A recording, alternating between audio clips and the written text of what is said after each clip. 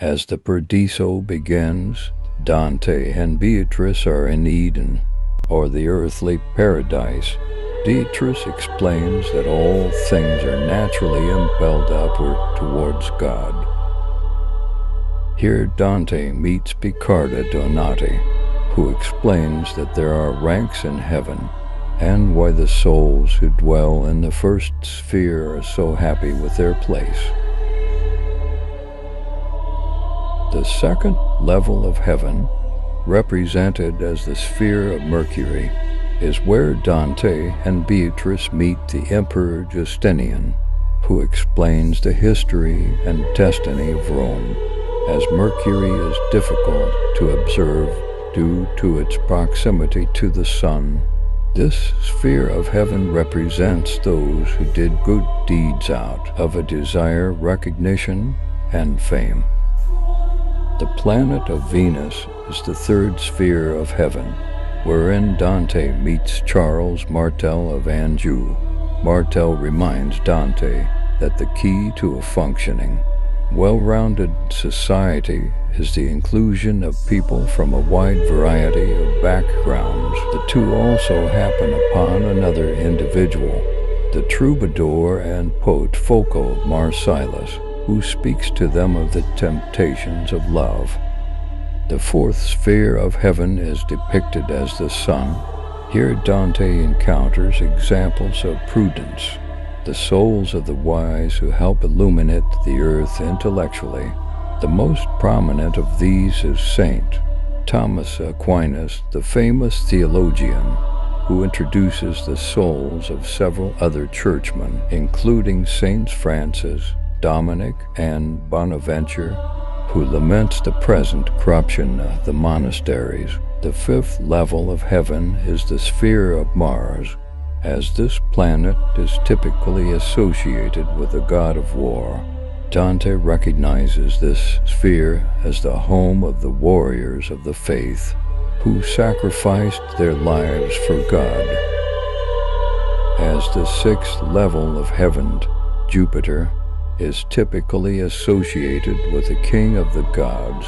Dante portrays the sphere as the home of souls who display justice. They spell out a Latin phrase in praise of justice, then form a giant eagle that speaks to Dante of justice and inscrutability. Dante also meets Adam, who explains how long he lived in Eden and why he incurred the wrath of God before departing.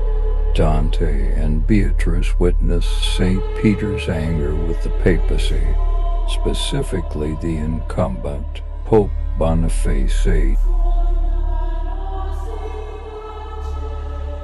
The seventh level of heaven is the farthest planet from the earth. It is identified by Dante as the home of those who embody temperance and dedicate their lives to prayer and contemplation. Dante envisions these people climbing up and down a golden ladder. Still accompanied by Beatrice, Dante enters the eighth level of heaven, otherwise known as the fixed stars, the realm of the constellation Gemini. Here Dante glimpses the Virgin Mary in glory, as well as other biblical saints, such as the apostles John, Peter, and James, who test Dante's knowledge about faith, hope, and love. Dante also meets Adam, who explains how long he lived in Eden and why he incurred the wrath of God before departing.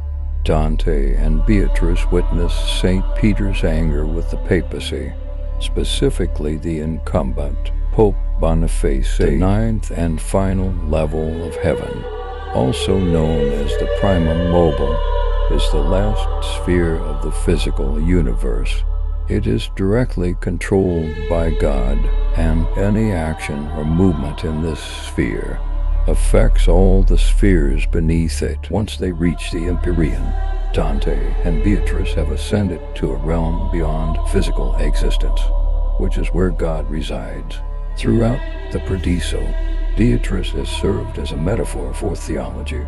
Now she is transformed and made more beautiful than ever. Dante becomes enveloped in light as the Paradiso and the Divine Comedy ends.